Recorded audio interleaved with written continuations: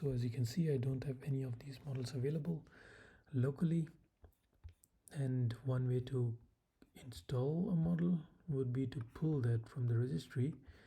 But to be able to pull, I need to see what are the models available, and for that I can check here in the Ollama website. I can see there are a lot of these models available. What I need is a very tiny model that I can download quickly, and I could go with this Quen 0.6b.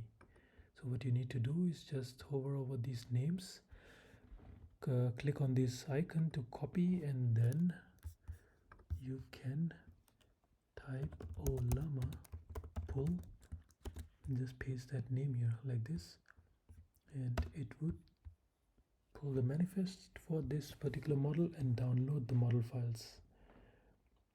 And as you can see, there's a 500 MB file, and it will take a while to download. I'll come back to it once it's downloaded and show you how to use it. The model has downloaded successfully, and now when I run Ollama list, it tells me that I have a Quen 3 0.6b model downloaded.